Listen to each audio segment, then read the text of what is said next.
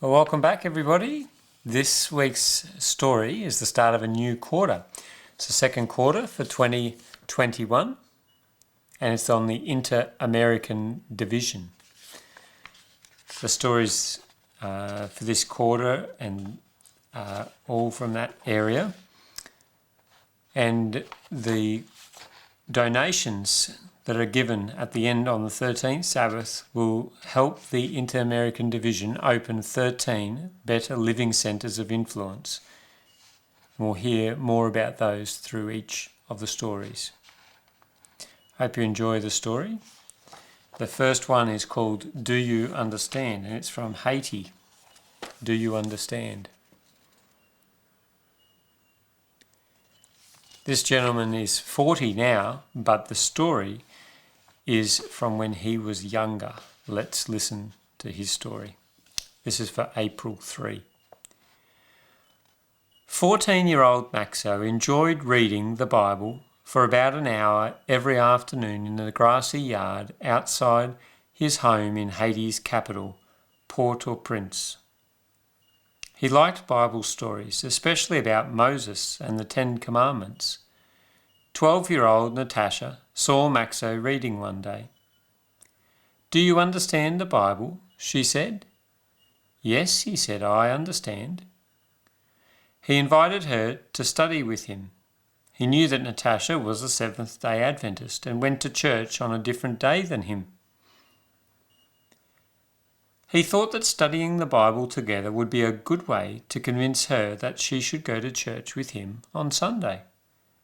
Oh, I would be happy to study with you, Natasha exclaimed. I would like to share what I know about the Bible with you. Maxo and Natasha agreed to meet 3 times a week to study the Bible.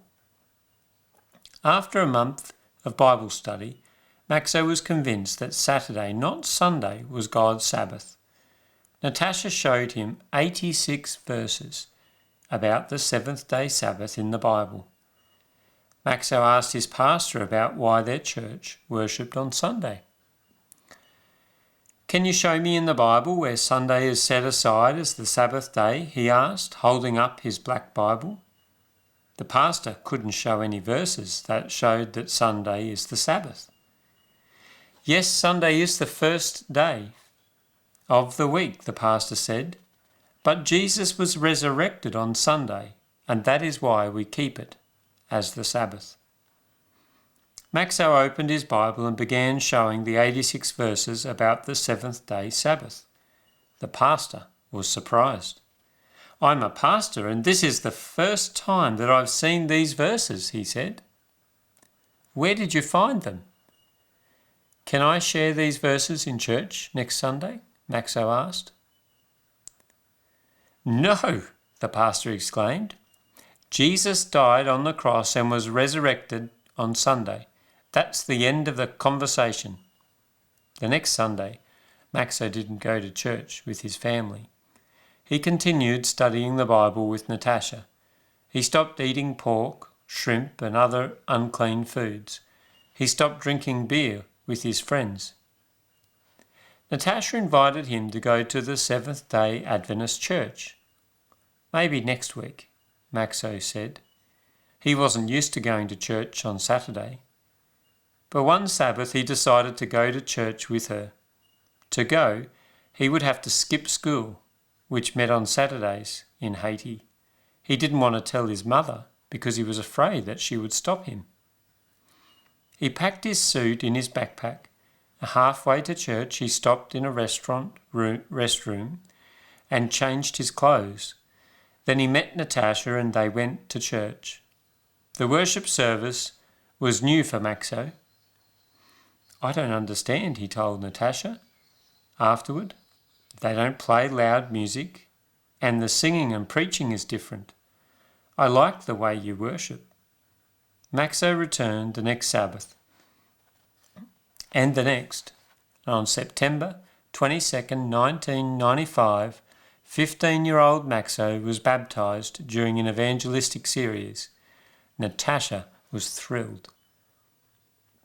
Maxo was the first person in his family to become an Adventist. Through his witness, 15 family members, including his mother, are Seventh-day Adventists today. Maxo is grateful to Natasha for being a real missionary and teaching him about the Bible. Today he is studying to be a pastor at the University of Southern Caribbean in Trinidad and Tobago. Part of this quarter's 13th Sabbath offering will help open a missionary training centre on the university campus. And now is a little bonus feature for you about Haiti. The first Seventh-day Adventist missionary, W.J. Tanner, arrived in Haiti in 1905 and was surprised to find several groups of Adventist believers. He learned that someone in England had sent Adventist literature to Haiti in 1879. A Jamaican tailor, Henry Williams, and his wife, living in Haiti, had read the literature and decided to keep the Sabbath. The couple's influence led to the establishment of the Adventist groups that the astonished missionary found 26 years later. Well, I hope you've enjoyed the story from Maxo about Do You Understand? And we'll see you next week in another story. Take care. Bye-bye.